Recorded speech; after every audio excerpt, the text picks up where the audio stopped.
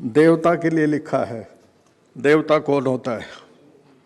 देव दानाद्वा दीपनाद्वा द्युस्थानो भवतीति वा। देवता वो होता है जो कुछ दे। हम पूजा करते हैं मूर्तियों में देवताओं की, वो देवता तो कुछ दे या न दे। हमारे देवता चौधरी चरण सिंह जी ने हमें बहुत दिया और इतना दिया है कि वो हमारी झोली में समा नहीं सकता है। आज सामाजिक न्याय की बात हो रही है, लंबी चौड़ी बात करने की जरूरत नहीं। चौधरी चरण सिंह जी ने 3 ऐसे व्यक्तियों को आगे बढ़ाया, उनका नाम लेते ही हम कह सकते हैं कि चौधरी चरण सिंह जी सामाजिक न्याय के प्रणेता थे। त्यागी जी महाराज यहां बैठे हैं, बुद्धिजीवी हैं, मैं बहुत अच्छे लेख इनके पढ़ता रहता हूं। यदि चौधरी चरण सिंह जी नहीं होते तो न तो मुख्यमंत्री बनते मुलायम सिंह यादव, न मुख्यमंत्री बनते लालू यादव, और न शरद यादव साहब यहां आए वो कपड़ा मंत्री होते। ये सब देन चौधरी साहब की थी। कोई व्यक्ति कुर्सी से बड़ा नहीं होता है, लंबे लंबे भाषणों से बड़ा नहीं होता है, जुमले बोलने से बड़ा नहीं होता है। जो भाषण और जुमले बोलकर बड़े हो जाते हैं वो थोड़े समय के लिए रहते हैं, लेकिन जो दिलों में राज करते हैं वो अपनी निष्ठा, समर्पण, ईमानदारी और सेवा से करते हैं। और चौधरी चरण सिंह ऐसे ही थे।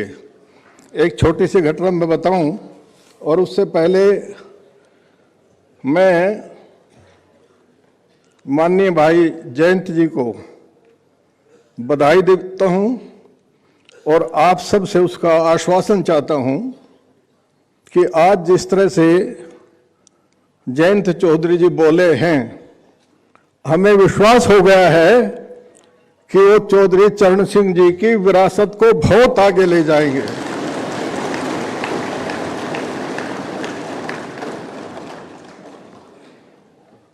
यहां मंच पर जो बैठे हैं, मैं तो अभिभूत हूं त्यागी जी का, सोमपाल शास्त्री जी का।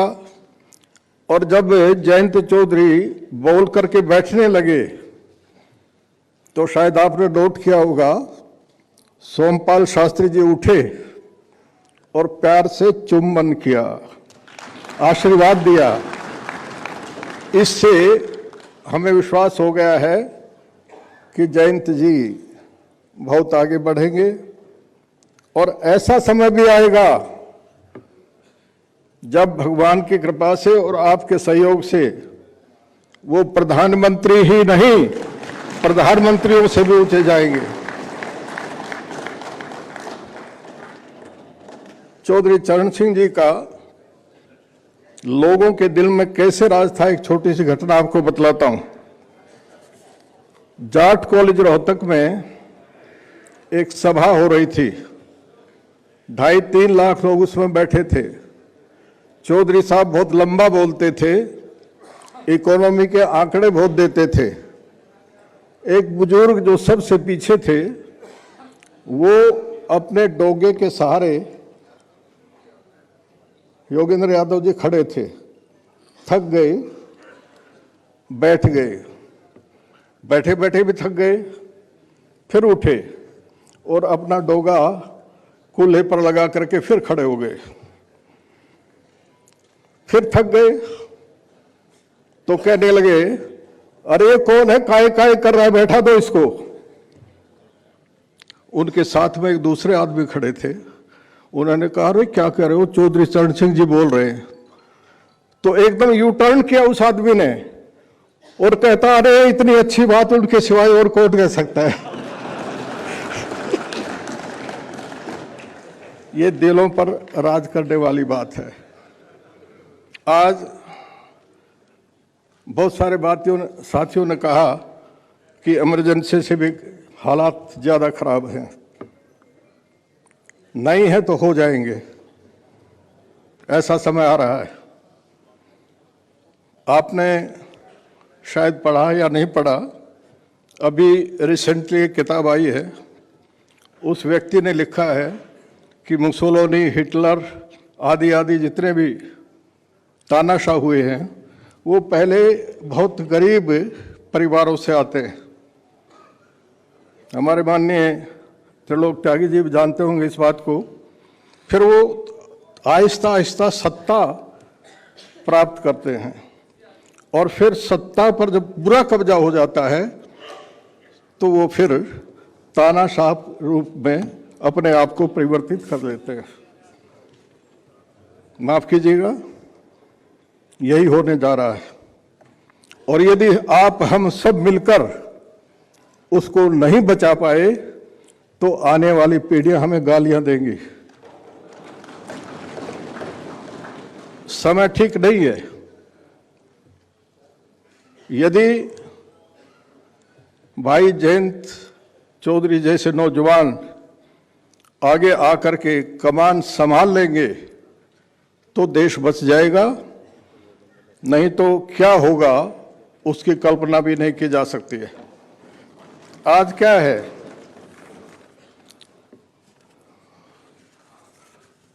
एक नदीम फाजली साहब हुए हैं दिल्ली में, अभी पिछले वर्ष उनका देहावसान हुआ। उन्होंने एक शेर लिखा, त्यागी जी, नक्शा लेकर हाथ में बच्चा है हैरान, दीमक कैसे खा गई मेरा हिंदुस्तान। कोई हिंदू, कोई मुस्लिम, कोई ईसाई है, सब ने मिलकर इंसान न बनने की कसम खाई है। ये वास्तविकता ही समाज की।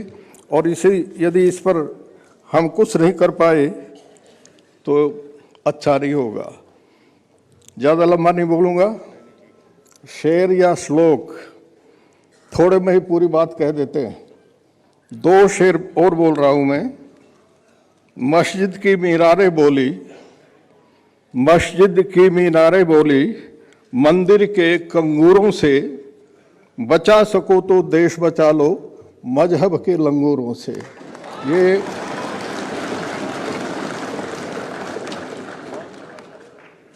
हमारे बुजुर्ग हमें बहुत कुछ दे गए। भाई जयंत जी जिस वंश से आते हैं उस वंश के लोगों के 4,500 गोत्र हैं। और सोमपाल जी तो गए हैं सद्दाम साहब के यहाँ भी, वो भी अपने आप को वही मानते थे। और जितने भी 4,500 गोत्र हैं, आप अंदाजा लगा सकते हैं उनका कितना विस्तृत क्षेत्र में दबदबा रहा होगा। एक एक नाम नहीं ले रहा। कई बार बात को गलत समझ करके जातिवाद का आरोप भी लगा देते हैं, लेकिन जातियां भी बदल जाती हैं। ऐसे बहुत सारे लोग हैं जो हमारे पंजाबी भाई आए पाकिस्तान से, उनमें 10 ऐसे हैं जो अपने आप को खोखरायण कहते हैं और यहाँ पर वो खोखर है। बागपत के आसपास भी 40 गांव खोखर हैं। खोखरायण और खोखर एक हैं, लेकिन दोनों आपस में जानते नहीं कि हम एक हैं। ये बतलाने की जरूरत है। खैर, ऐसा समय भी आया हमारे समाज के सामने जब हमारी बहनें, माताएं घाघरे के अंदर नाड़ा नहीं डाल सकती थी। मूंज की जेवड़ी से उसको रोकना पड़ता था। और यदि आप किसी व्यक्ति के समारोह के साथ से गुजरे गए होते थे तो अपनी जूती सिर पर रखनी पड़ती थी। हमारे समाज ने यह भी देखा है, किसी एक जाति की बात नहीं करता। ऐसे अपमान से डर करके हमारे ही समाज के लोग 50,000 की संख्या में 50,000 परिवार इस देश से यूरोप में पलायन कर गए थे। अब वो फ्रांस में हैं, नीदरलैंड में हैं, हंगरी में हैं, और उनको सोमपाल जी क्या कहते हैं? जिप्सी। और दुर्भाग्य ये है कि किसी भी देश से कोई उजड़ करके आता है तो उसको उसी दिन यूरोप और अमेरिका के लोग नागरिकता देते हैं, लेकिन हमारे लोगों को 4-4, 500 साल हो गए, फिर भी आज तक नागरिकता नहीं मिली है। ऐसा समय भी हमने देखा है। उनके कार्डों में मैं नहीं जाता, और ये ऐसा क्यों हुआ उसमें भी नहीं जाता। आखिर में एक सवाल छोड़ रहा हूँ आपके बीच में, लंबा नहीं बोलूँगा। हमारे बहुत उद्धट विद्वान यहाँ पर बैठे हैं, क्रांतिकारी भी बैठे हैं। माननीय संजय सिंह जी, आज होना तो चाहिए था कुरुक्षेत्र में क्रांतिकारी के नाते, लेकिन चौधरी चरण सिंह जी के प्रति श्रद्धा के वश वो आज यहाँ विराजमान हैं, उनको भी हम सुनेंगे।